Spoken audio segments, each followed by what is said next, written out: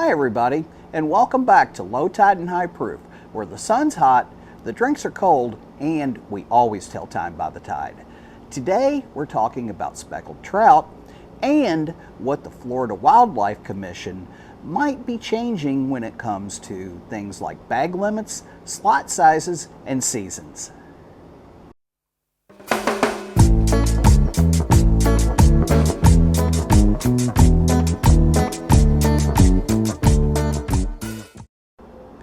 Here's what's in place today for recreational anglers. So management is split into 5 big regions. There's the Western Panhandle, the Big Bend, the South, the Central East, and the Northeast. The slot is 15 to 19 inches, and you can keep 1 fish over 19 inches per vessel or per person if you're fishing from shore. But that trophy does count against your bag limit. Now, bag limits vary by region, with the Western Panhandle at 3, the Big Bend is at 5, South is at 3, Central East is at 2, and Northeast is at 5. We also have some seasonal closures. The Western Panhandle is closed in February. Central East is closed November 1st through December 31st. The other zones are generally open year-round. And on for hire trips, captains and crew have a 0 bag limit. This means that only paying customers can harvest and keep fish. Now, here's what's not law yet, but it's under discussion. FWC is considering a shift to finer scale regional management, moving beyond today's 5 zones into smaller areas that could respond to local conditions. So instead of just bag and slot numbers, they'd use a more holistic, data-driven approach.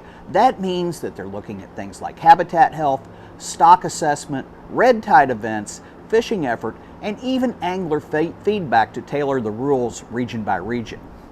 Workshops were held around the state in September of 2025, and FWC says proposed rules will be formally presented at the November Commission meeting.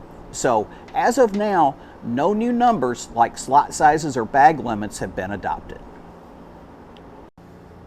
Here at Low Tide and High Proof, what we'd like to see is a slot of 16 to 20 inches with 3 to 4 fish per angler per day, and no oversized fish at all. Now, we can be somewhat flexible for regional management on those bag limits, but a part of why I like bumping the slot up is simple yield.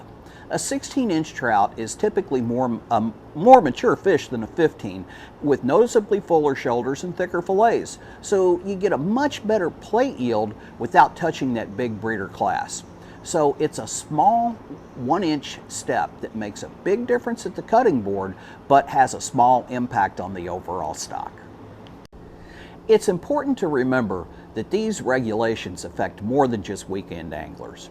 Charter captains, tackle shops, and waterfront restaurants all depend on trout. Short term, tighter limits may feel restrictive, but long term it could mean more fish in the water, bigger trout to target, and a better experience for everyone. And here's the thing. What happens in Florida doesn't necessarily stay in Florida. Changes here can ripple westward through Alabama, Mississippi, Louisiana, and Texas. These states watch each other closely, and Florida often sets the tone for the entire Gulf Coast. FWC is taking public comments right now, so if you've got an opinion on trout management, this is your chance to speak up. I'll drop a link in the description so that you can make your voice heard. Thanks for taking a few minutes to ride the tide with us today. Please help us out by liking, sharing, and subscribing, and we'll see you again at the next low tide.